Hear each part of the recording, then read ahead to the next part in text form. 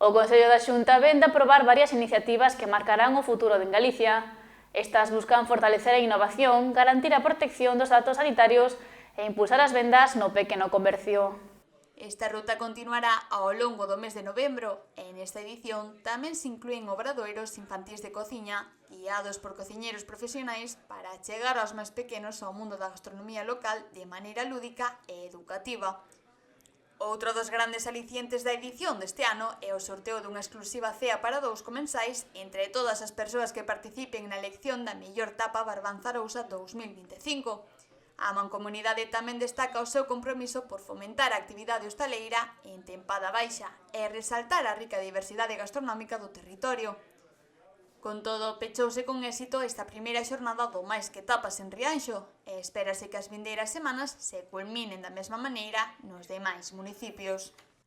A tramitación dunha nova lei de ciencia e innovación que, segundo anunciou o presidente Alfonso Rueda, entrará en vigor en 2027 é unha das medidas establecidas.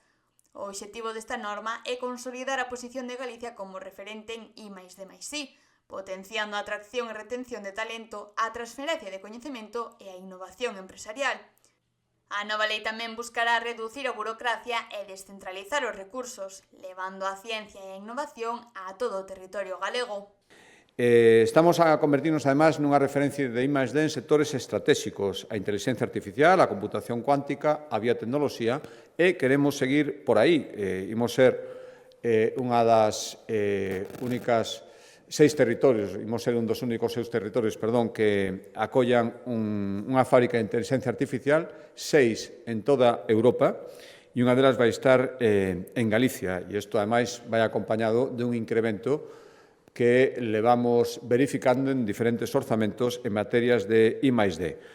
Por outra banda, a Xunta destinará 925.000 euros á implementación dunha ferramenta de ciberseguridade baseada en intelixencia artificial para protexer os datos clínicos da cidadanía. Esta nova ferramenta permitirá detectar accesos non autorizados aos datos do sistema sanitario público e mellorar a protección da información sanitaria. Temoslle o visto e prace a poñer en marcha unha nova ferramenta de ciberseguridade baseada en intelixencia artificial para seguir insistindo en todo o que sexa necesario para evitar accesos non autorizados aos datos clínicos dos pacientes. Son 925.000 euros o custe desta nova ferramenta, e xa digo, vai dirixida a protexer e garantir a confidencialidade das historias clínicas, todo o que ten que ver coas prescripcións que se fan a través da receita electrónica.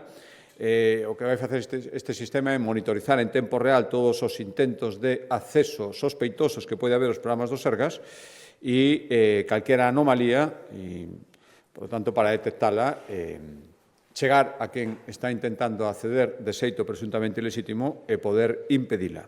Así mesmo, tamén se lanzará a segunda edición dos bonos Activa Comercio, cun orzamento de 2,5 millóns de euros para estimular as vendas no comercio galego de cara á campaña de Nadal.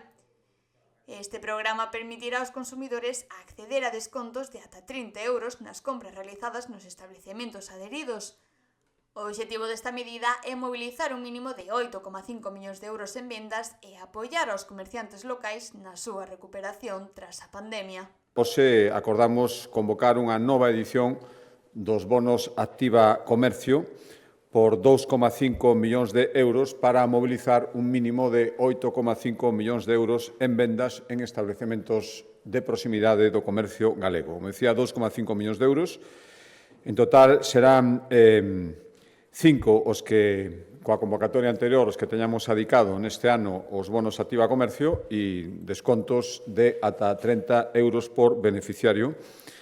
E, como sempre, os bonos estarán activos ata esgotarse.